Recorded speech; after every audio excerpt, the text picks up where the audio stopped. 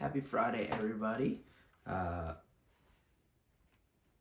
friend Charlotte right here and Wilbur down here for today's story. Chapter 10, An Explosion. I wonder what that could be. Day after day, the spider waited head down for an idea to come to her. Hour by hour, she sat motionless, deep in thought. Having promised Wilbur that she would save his life, she was determined to keep her promise. Charlotte was naturally patient. She knew from experience that if she waited long enough, a fly would come to her web, and she felt sure enough if she had thought long enough about Wilbur's problem, an idea would come to her mind. Finally, one morning toward the middle of July, the idea came. Why, how perfectly simple, she said to herself. The way to save Wilbur's life is to play a trick on Zuckerman. If I can fool a bug, thought Charlotte, I can surely fool a man. People are not as smart as bugs. Wilbur walked into his yard just at that moment. What are you thinking about, Charlotte? He asked. I was thinking, said the spider, that people are very gullible. What does gullible mean? Easy to fool, said Charlotte. That's a mercy, replied Wilbur. He lay down in the shade of his fence and went fast asleep. The spider, however, stayed awake, gazing affectionately at him and making plans for his future. Summer was half gone, and she knew that she didn't have much time. That morning, just as Wilbur fell asleep, Avery Arable wandered into Zuckerman's front yard, followed by Fern. Avery carried a live frog in his hand. Fern had a crown of daisies in her hair. The children ran for the kitchen. Just in time for a piece of blueberry pie, said Mrs. Zuckerman. Look at my frog, said Avery, placing the frog on the drain board and holding out his hand for pie. Take that thing out of here, said Mrs. Zuckerman. He's hot, said Fern. He's almost dead, that frog. He is not, said Avery. He lets me scratch him between his eyes. The frog jumped and landed in Mrs. Zuckerman's dishpan full of soapy water. You're getting your pie on you, said Fern. Can I look for eggs in the hen house, Aunt Edith? Run outdoors, both of you, and don't bother the hens. It's getting all over everything, shouted Fern. His pie is all over his front. Come on, frog, cried Avery. He scooped up his frog, and the frog kicked, splashing soapy water onto the blueberry pie. Another crisis, groaned Fern. Let's swing in the swing, said Avery. The children ran to the barn. Mr. Zuckerman had the best swing in the country. It was a single long piece of heavy rope tied to a beam over the north doorway. At the bottom of the rope you sat on a fat knot. It was arranged so that you could swing without being pushed.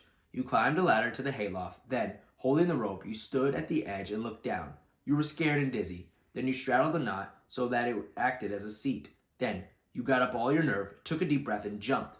For a second you seemed to be falling to the barn floor far below. But then, suddenly, the rope would begin to catch you, and you would sail through the barn door, going a mile a minute, with the wind whistling in your eyes and your ears and your hair.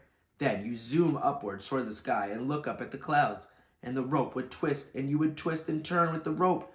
Then you would drop down, down, down, out of the sky and come sailing back into the barn, almost to the hayloft. Then sail out again, not quite so far this time. Then in again, not quite so high. Then out again, then in again, then out, then in. And then you jump off and fall down like somebody else, and let somebody else try it. Mothers for miles around worried about Zuckerman's swing. They feared some child would fall off, but no child ever did. Children almost always hang on to things tighter than their parents think they will. Avery put the frog in his pocket and climbed to the hayloft. The last time I swung on the swing, I almost crashed into a barn swallow, he yelled. Take that frog out, ordered Fern.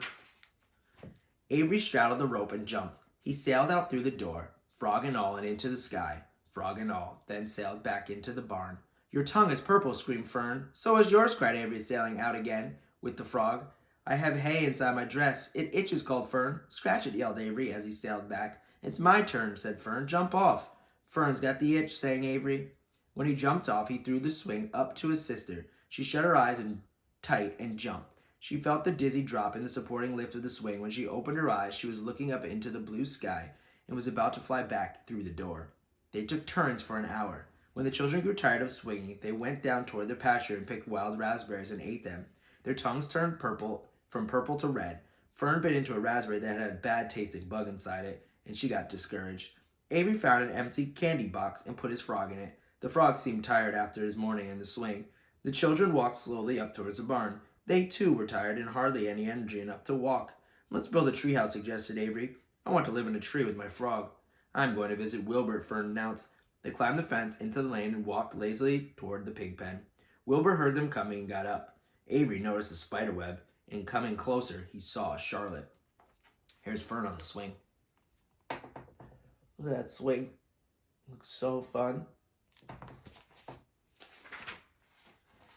"Hey, look at that big spider," he said. "It's tremendous." "Leave it alone," commanded Fern. "You've got a frog. Isn't that enough?" "That's a fine spider, and I'm going to capture it," said Avery. He took the cover off his candy box, then he picked up a stick. "I'm going to knock that old spider into this box," he said. Wilbur's heart almost stopped when he saw what was going on. This might be the end of Charlotte if the boy succeeded in catching her. "You stop it, Avery," cried Fern. Avery put one leg over the pig pen. He was just about to raise his stick to hit Charlotte when he lost his balance. He swayed and toppled and landed on the edge of Wilbur's trough.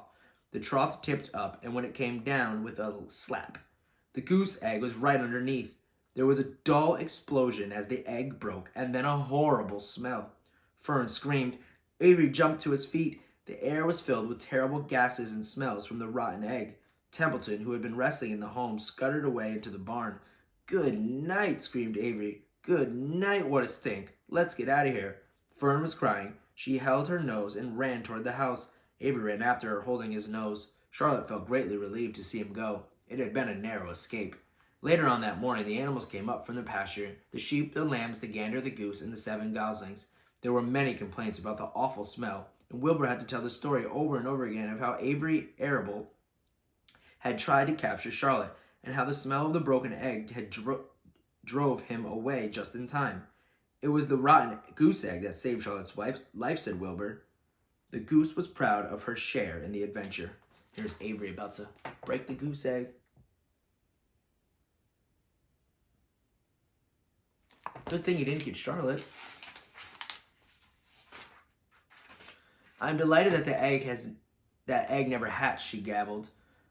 Templeton, of course, was miserable over the loss of his beloved egg, but he couldn't resist boasting. "It pays to save things," he said in his surly voice. "A rat never knows when something is going to come in handy. I never throw anything away." "Well," said one of the lambs, "the whole business is all well and good for Charlotte, but what about the rest of us? The smell is unbearable. Who wants to live in a barn that is perfumed with a rotten egg?" "Don't worry, you'll get used to it," said Templeton. He sat up and pulled wisely on his whiskers, then crept away to pay a visit to the dump. When Lurvy showed up at lunchtime carrying a pail of food for Wilbur, he stopped short a few paces from the pig pen. He sniffed the air and made a face. "What in thunder?" he said, setting the pail down. He picked up a stick that Avery had dropped and pried the trough up. "Rats," he said. "Phew, I might have known a rat would make a nest under this trough. How I hate rats," said Lurvy. And Lurvy dragged Wilbur's trough across the yard and kicked some dirt into the rat's nest, burying the broken egg and all of Templeton's other possessions. Then he picked up the pail. Wilbur stood in the trough, drooling with hunger. Lurvy poured the slops, ran creamily down around the pig's eyes and ears. Wilbur grunted. He gulped and sucked and gulped, making swishing and swashing noises, anxious to get everything at once. It was a delicious meal. Skim milk, wheat middlings, leftover pancakes, half a donut, the rind of a summer squash, 2 pieces of stale toast, a third of ginger snap, a fish tail, 1 orange peel, several noodles from a noodle soup, the scum off a tea, a cup of cocoa, an ancient jelly roll, a strip of paper from a lining of a garbage pail, and a spoonful of raspberry jello. Wilbur ate heartily. He planned to leave half a noodle and a few drops of milk for Templeton. Then he remembered that the rat had been useful in saving Charlotte's life, and that Charlotte was trying to save his life, so he left the whole noodle instead of a half. Now that the broken egg was buried, the air cleared and the barn smelled good again. The afternoon passed and the evening came. Shadows lengthened and cool and kindly breath of the evening entered through the doors and windows. Astride her web, Charlotte sat moodily eating a horsefly and thinking about the future. After a while, she bestirred herself. She descended in the center of the web, and there she began to cut the lines. She worked slowly but steadily while the other creatures drowsed. None of the others, not even the goose, noticed that she was at work. Deep in his soft bed, Wilbur snoozed. Over in their favorite corner, the goslings whistled at a night song. Charlotte tore quite a section out of her web, leaving an open space in the middle. Then she started weaving something to take the place of the thread she had removed. When Templeton got back from the dump around midnight, the spider was still at work. Chapter 11, The Miracle. Have a good weekend, guys.